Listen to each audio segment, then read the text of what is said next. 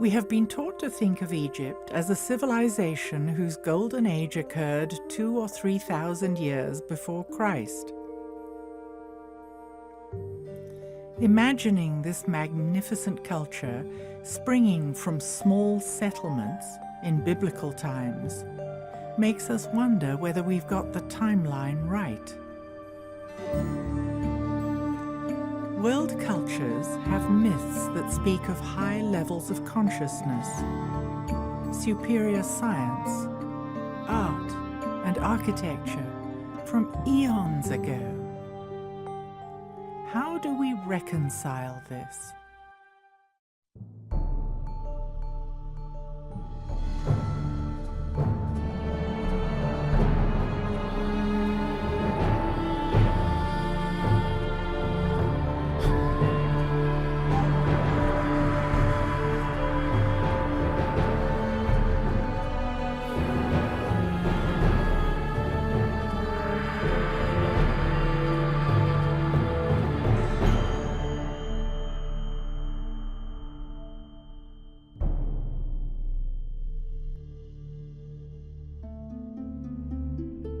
We are trapped in our own concept of time, but many cultures think on a vastly different scale. Science has established that the earliest human remains are about 2.5 million years old. It has shifted our marker back, so that now we are able to conceive of human culture being much, much older. In Indian traditions, and in 30 other cultures, a 26,000-year cycle is accepted. How does that affect the traditional chronology of Egypt, which insists that the pyramids were constructed as recently as 2450 BC? Will this force the issue of rethinking the chronology of ancient Egypt? Every year, authors, scientists, and alternative thinkers come together for the Conference on Precession and Ancient Knowledge. They share ideas about ancient cultures, lost knowledge, and great cycles of time. I started the Conference on Precession and Ancient Knowledge because I wanted to bring together the bright minds in this whole field of alternative history so we can put this very ancient puzzle back together again. Geologists, physicists, engineers, and archaeoastronomers discuss the accepted dating of world history. I'm convinced that there is a misunderstanding about the tenets of Egyptian civilization. And I'm convinced that there is misunderstanding about its datings. To me as a geologist, it's unquestionable that the chronology has to be redone. Knowledge of precession and advanced astronomy existed in extremely distant times. So I think we're looking at a chronology that's far, far older than is accepted. By integrating recent scientific discoveries in different disciplines, they define a new timeline of our past. The Egyptians provided us with concrete evidence that describes political events from a far more distant past than we can imagine. Why has this been overlooked?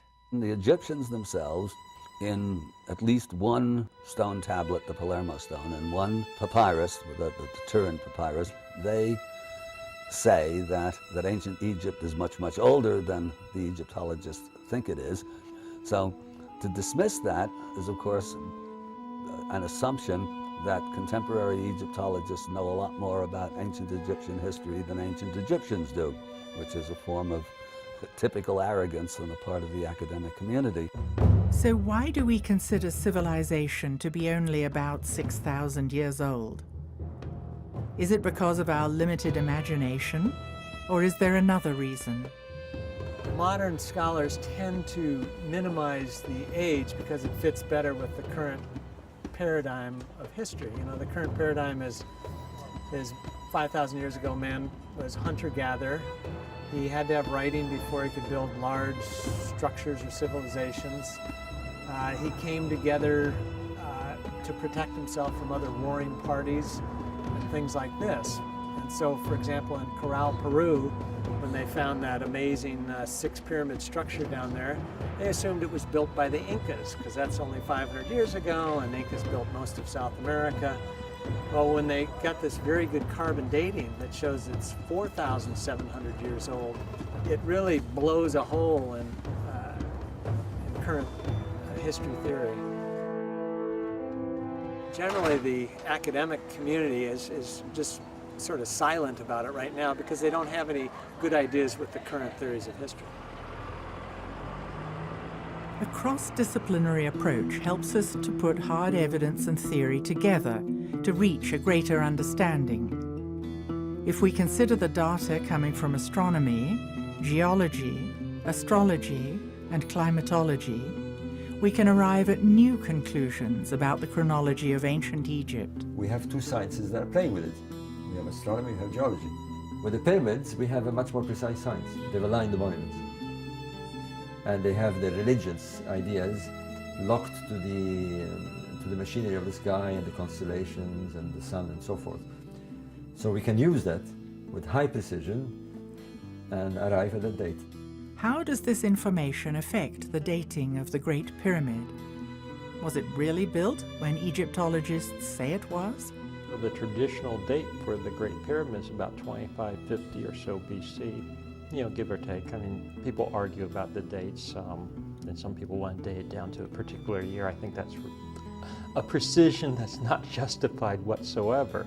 I like to use the metaphor of painting a house. If you painted your house last in 2003, that doesn't mean your house was built in 2003. So I subscribe to the notion that there was probably quite a lot of work done on the Great Pyramid in 2450 BC, but that it probably was built quite a bit earlier than that. There's something very threatening about changing the dates because it takes us out of the patriarchal era. But I think that there was a whole world of Egypt that existed in matriarchal times, and I think the evidence is quite strong for that.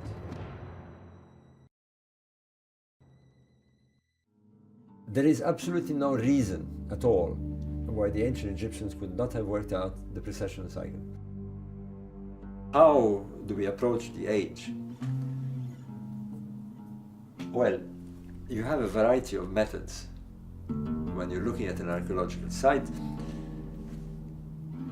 you have what we call the archaeological datings, which means you look at artifacts that you can fit into a chronology. You look at plot charts, stratas, but this can be very deceiving because it requires a lot of interpretation. Nonetheless, these are the methods that is predominantly used in archaeology. The other is carbon dating. Carbon dating is okay up to a point, and it's notoriously misleading if it's been contaminated and so forth. And besides, with many of these places, we do not have carbon datable material. Carbon-14 dating works only on organic materials, but simply touching organic materials contaminates a sample. Stone cannot be carbon dated. There is another form of dating, which is to use precessional astronomy. What can we use to measure time? Are there markers that connect to the movement of the stars? The stars would shift about 1 degree every 72 years. It's not anymore in the same spot. Our planet is moving, but we can't feel it, not in the same position. And that was, it's in a change all the time. Nothing stands still. You know that our planet makes a cycle every 24 hours, sunrise every 24 hours, right? But our planet also revolve in a different way. Precession is the motion of the axis of the Earth, which wobbles like a spinning top due to gravitational pull. They make one round every 26,000 years. If you have a monument, for example, let's take one that we know for sure, the temple of Isis at Dendra. It's a small temple behind the Hathor temple. That one is 99% sure aligned to the rising of Sirius. So if we have certainty that the temple has its axis aligned to the rising of a star, and we know which star it is, then we can date it. It's very simple, we do it in a matter of minutes. This is known as precessional astronomy. The star moves or appears to move because of the precessional wobble. We have a date. Plato called a precessional cycle of 26,000 years a great year. The great year is Plato's term for this vast cycle of time, one eon, one precession of the equinox. It's about 24,000 years. And there's over 200 myths that talk about this cycle of alternating dark and golden ages, or that make reference to a golden age in the distant past. 30 different cultures have passed down these myths from time to time, and they all related to the movement of the stars, which we know today as precession. Even Sir Isaac Newton himself wrote a book on it, trying to match history to each of the constellations of the zodiac, and it was wiped out by the Darwinian evolution paradigm, which came along, you know, less than 200 years ago, where it became unacceptable to admit that a culture that lived long, long before us might know something that we don't know.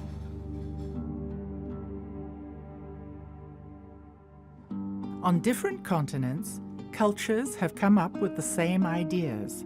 There's a certain science of cycles that's embedded into the world age doctrine of the Maya. You find it nicely paralleled in Egyptian ideas as well as the Hindu world age doctrine known as the Yugas. And it's somewhat counterintuitive to what we've learned in our own Western education, that it's referred to as the myth of progress, that human beings today are in all ways superior to human beings that came before. It's simply not true. Cycles go through periods of increase and periods of decrease. Mayan day keepers are descendants of the ancient Mayan people and monitor the sacred calendar. Each day has certain qualities and gods. Day keepers follow the movement of planets, eclipses, and astrological alignments.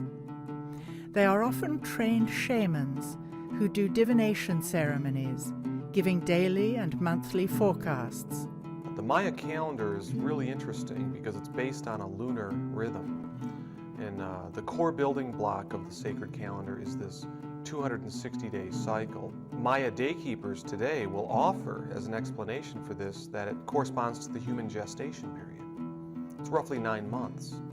So all human beings share this primal rhythm of unfolding based upon the lunar cycle.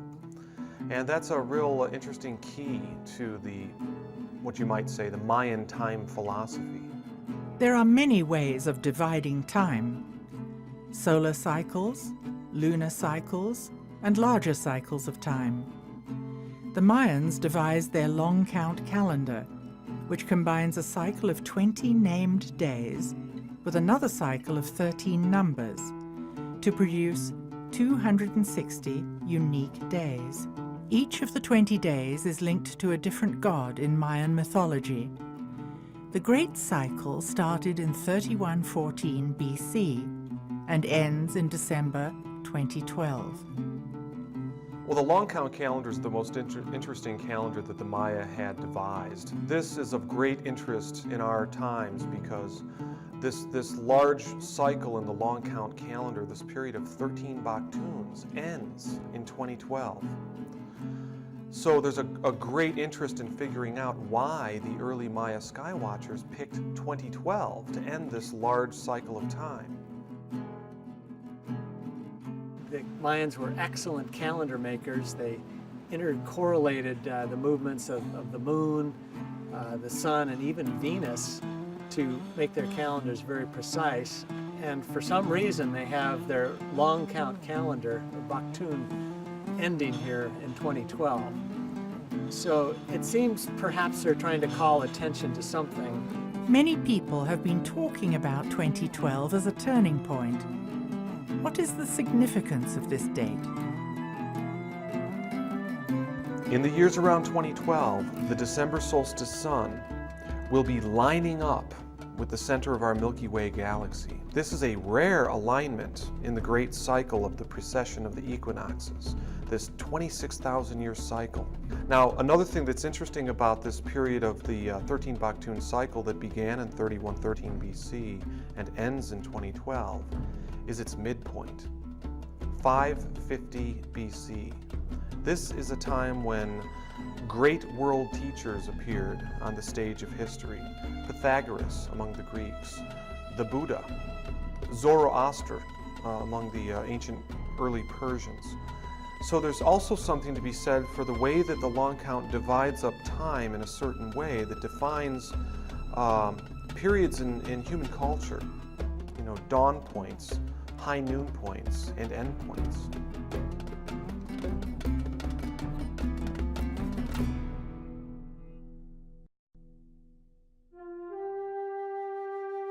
A carved stone or stela describing the long count calendar was discovered at Ixapa in Mexico.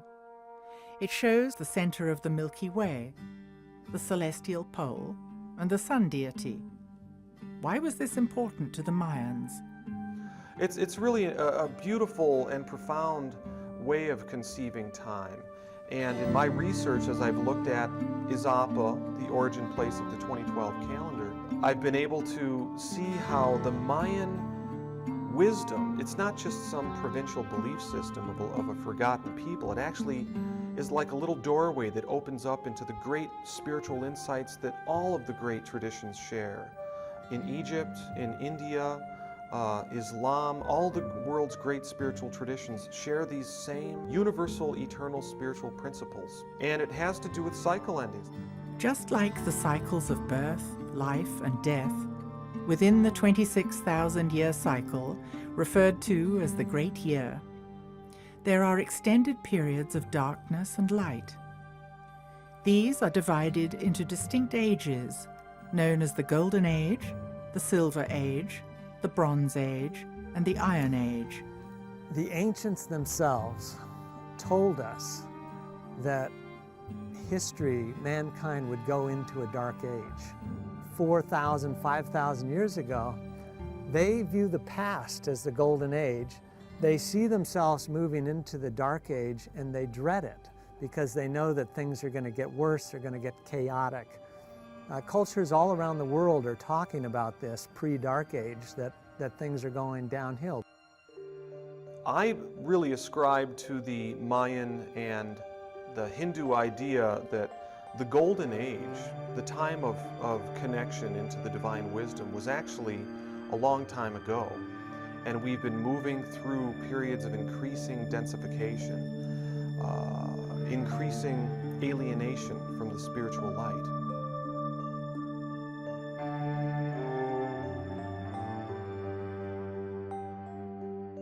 Golden Ages are times of enlightenment, when civilizations reach high points in architecture, spirituality, and benevolence.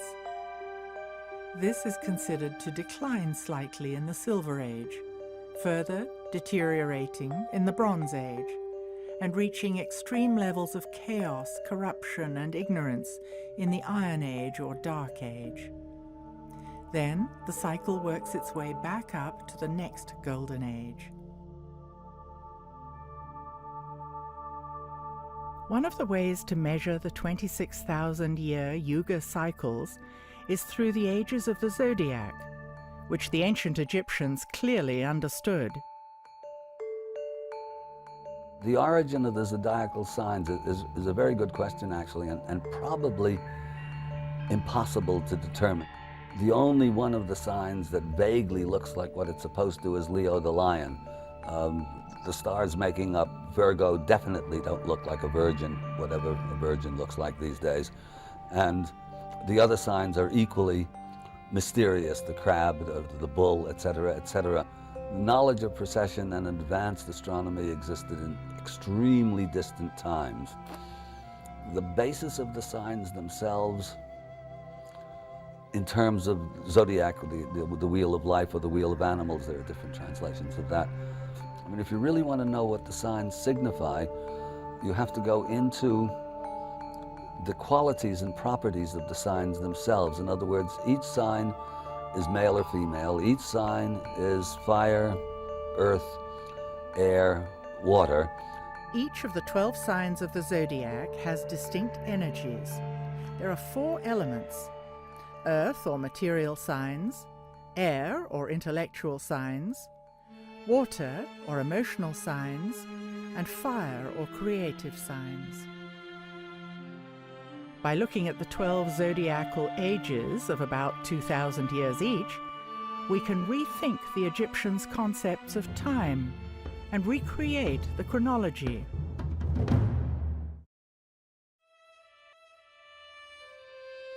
There's a gap in our historical record. The Palermo stone and the Turin papyrus are evidence from the Egyptians themselves and convey information from rulers far back in Egyptian history. And they give the regnal years and the name of each of these rulers. And when you compute all of those names and put the numbers together, you get a date somewhere around 36,000 BC.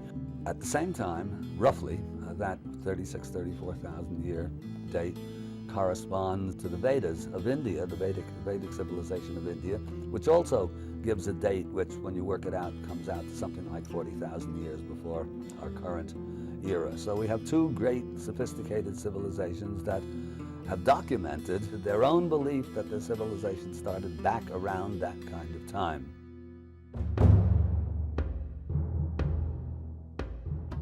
It is interesting to note that this is roughly 1.5 precessional cycles ago, dating back to a previous golden age.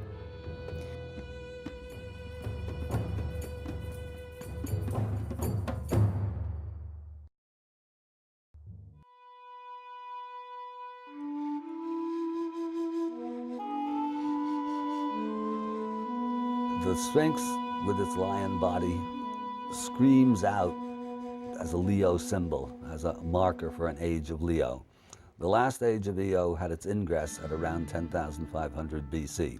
So that's the date favored by Graham and by Robert Bauval.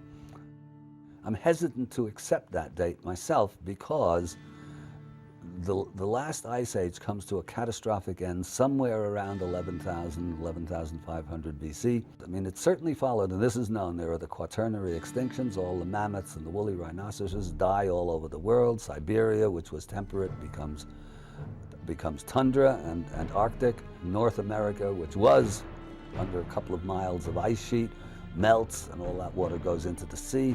The sea rises 300 feet over the course of a couple of thousand years, but in stages, and some of those stages very precipitous, maybe corresponding to the biblical flood and possibly Plato's Atlantis myth. So under these circumstances, which are catastrophic the world over, to me, it seems unlikely that the Sphinx and the pyramids, which presuppose a settled and stable and sophisticated society, could have built those amazing structures under those kinds of conditions.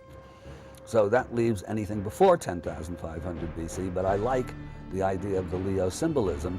So the next age of Leo back is 26,000 years earlier, and that puts it back at around 36,000 BC, which, outrageous as it sounds, by a process of exclusion, turns out to be maybe less outrageous because there are big problems with those other later dates.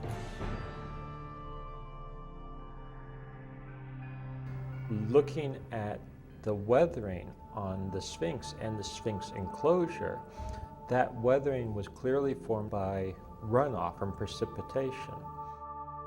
It is indeed water weathering and precipitation induced, so it has to have been done in the distant past, and the question then is, how distant was that past? It could take tens of thousands of years for the Nile to have migrated 8 miles. Can we use this evidence to redate these monuments? When you look at geology, you can see that the riverbed has migrated all the way from the west, beyond 50 kilometers to the west, Then it passed across the plateau, and you can see that the ancient riverbed actually went right up to the pyramids, and the initiates could have stepped right off these barges up onto the causeways into the pyramids. Now, if you look, the Nile is a full 8 miles to the east, and it's the dividing point between Cairo and Giza. And so if we look at geological time, it would take several tens of thousands of years in order for the Nile to make that migration. We can compare that to places like Tiahuanaco in Bolivia that almost certainly was on the edge of Lake Titicaca, and now it's 50 miles away. So it changes the whole idea of how ancient these places could have been. How many thousands of years does it take for a river to make this huge journey? The oases of El Khaga and Fayoum run parallel to the Nile today, but 100 kilometers west.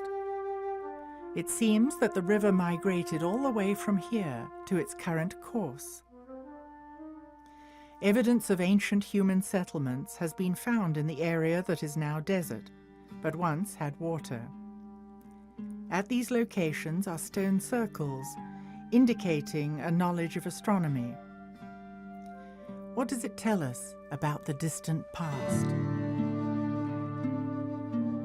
What can we conclude about the dating of the pyramids and the Sphinx? And all I can really say at this point, given the data I have, is that I think it has to be at least back to 5000 BC. Could it be older? In fact, might it well be older? Yes. Generally, if sort of pressed for dates, I'll say my best estimate is somewhere in the period of 7000 to 5000 BC. So that's really a working range that I'm comfortable with.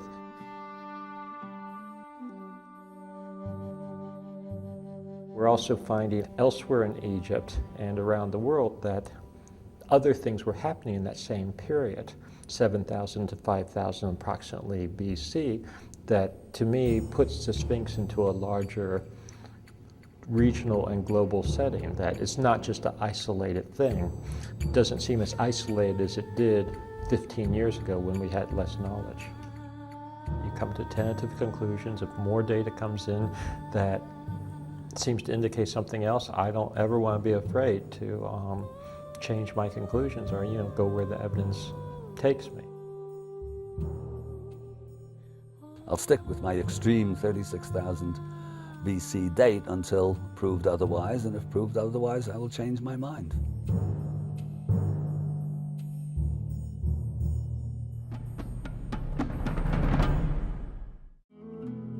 How can we tie the concept of the Yuga or Vedic cycles into something more concrete that we can recognize in our own history?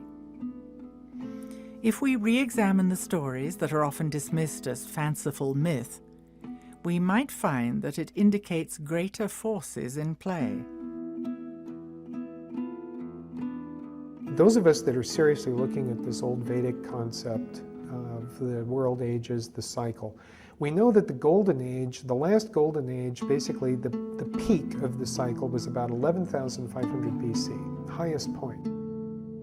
We also know that Plato mentions a series of catastrophes which have come down to us as the Atlantis legend, in which he claims that on our calendar system it would have been around 9,500 BC. Some tremendous upheaval apparently occurred, a lot of destruction.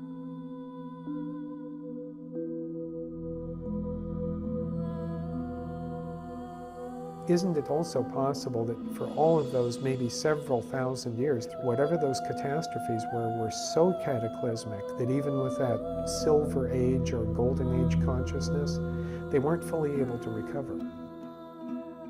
The end of the Golden Age and the decline into the falling Silver Age, or what we would refer to as Mental Age, marked the time at which we were falling out of a state on this planet where the average person had the potential or capability to be in a state, a very high state of awareness. And they were a far more enlightened and benevolent society than we would be able to even imagine now, but they were beginning to lose that almost divine state that exists in the Golden Age. And as they started to descend into the Silver Age, there began to be more of an emphasis on what we would now refer to as sacred sites and sacred structures. You could almost think of them as machines to enhance consciousness or to create an environment where, you might call it altered states of experience, but changes in consciousness, expansion of consciousness. What these were really intended to do, it wasn't so much for the selfish purpose of, for example, boosting up a few individuals. This actually had to do with a much larger global perspective. And that's effectively what the Great Pyramid was. It was basically a device, a generator for, if you will, broadcasting and transmitting throughout the planetary structure a type of field which uplifted the entire humanity. For at least 1,000 years, this structure performed beautifully. My guess is that it probably did a lot to help offset the fall into the Dark Ages. And I think what the pyramids did is that for those individuals that were at least somewhat receptive, it kind of kept that energy polarized into the higher centers. This is very real, and I think this is very important. It's like great art or great spiritual insight, expansion of consciousness. In a way, there's nothing more important than that. It couldn't do it forever because eventually Mother Nature is going to win out, and this cycle is part of nature. It's as much a part of the natural world as day and night are. We have the ability to grasp those electromagnetic forces and the more fundamental forces that underlie those to basically prop up humanity for a while using the system. Now the pyramids only have a very direct effect if you're close to them, which is the way it is in this age. If we go stand in the pyramid, we might feel an effect like that. But I suspect thousands of years ago, you didn't have to be near it. I think it was probably a global effect.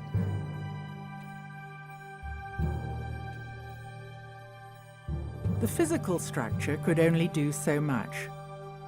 The wisdom keepers created social structures as an additional influence to extend the energy of the Golden Age by creating mystery schools that preserved the ancient knowledge. The whole idea of the schools of mystery and the ancient knowledge and preserving those traditions that had come down from those fabulous ages, that was lost. And then eventually it was ridiculed, and then finally it had to go underground because people would either actively burn those texts or persecute the people who had that belief system. And I think at that point, we were in the Dark Ages.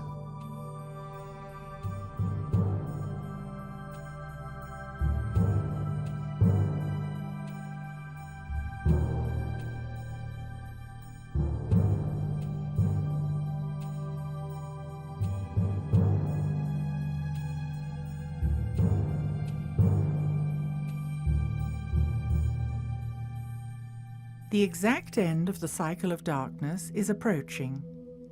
Each winter solstice before 2012, our sun comes into close alignment with the galactic center. This means we are beginning to feel the shift of energy already, even though the exact conjunction is December the 21st, 2012. So all signs point to the interpretation that we are deep into the period of increasing darkness. What happens at the end of that downward trend is a turnabout. And I believe that that's where we are right now in history. The Mayan material for 2012 basically indicates this turnabout point, this point of maximized spiritual darkness. But then in the cycles of time, we turn the corner and we have an opportunity to open up to the transformational energies that can sweep us into the next cycle. I hope that the Mayan ancestors trying to interpret the few writings that are left are correct, that it means there's going to be some quickening or something like that. Because that would actually go with our latest understanding of the yugas. What a yuga cycle really is one precession of the equinox. And using these later scholars' interpretation, we're actually in the very early stages of consciousness accelerating. has to do with the opportunity that we have to open up to the divine wisdom, to the transformational energies. But it always comes down to free will. Nothing is predetermined. It always comes down to a choice that we all have to close down in fear, succumb to fear, close down, become more limited in our consciousness, or open up to the blessing of the connection to the higher wisdom that is symbolized in the Maya tradition by the galactic center, the womb of the Great Mother, that which can transform and renew.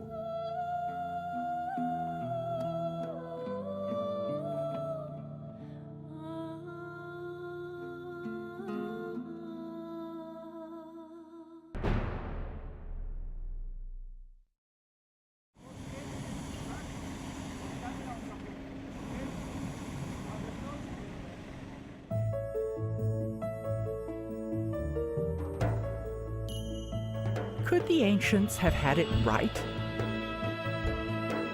Perhaps we should consider that we too can return to high levels of consciousness, heightened perception, and inspired creativity.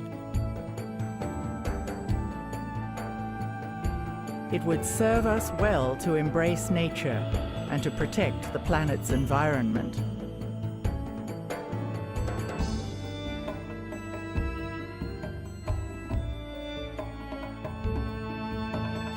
Can we go beyond religious dogma and allow ourselves to imagine what lies beyond death?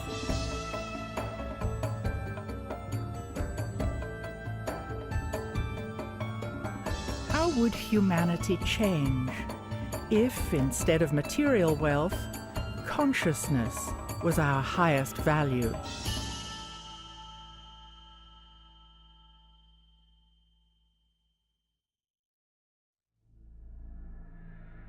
The ideas depicted in the Pyramid Code revolutionize accepted beliefs about the purpose and the age of the pyramids and the Sphinx.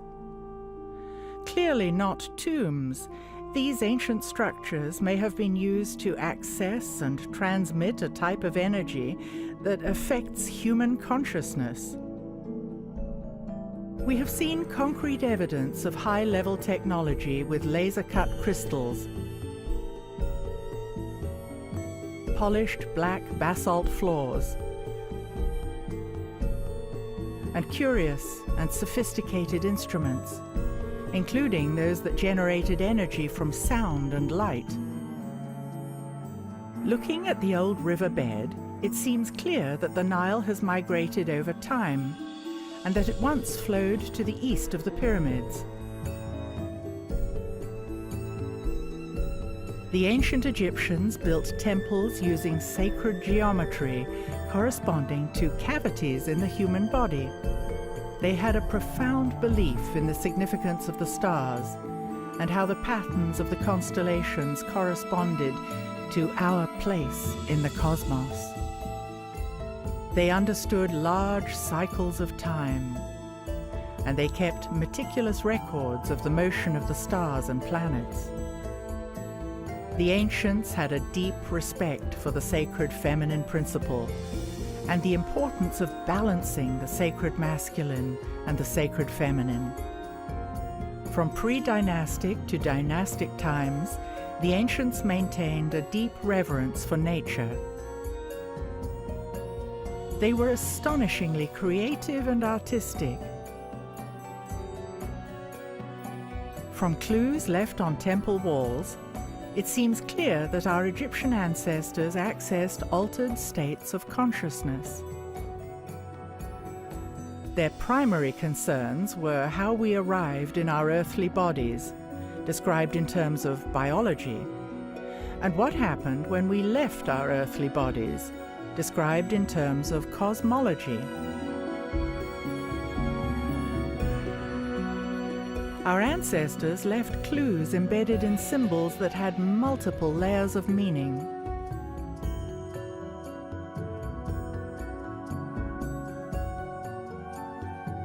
They were empowered humans, using the full capacity of their senses. Today, our planet is in trouble politically, economically, environmentally, and morally. Many will agree that corrupt people hold places of power. Citizens are taxed beyond reason, and riches are amassed by an elite that controls the world. With all this evidence of the sophisticated science left by the ancients, can we still uphold the belief that we are the most advanced society that has ever existed on planet Earth?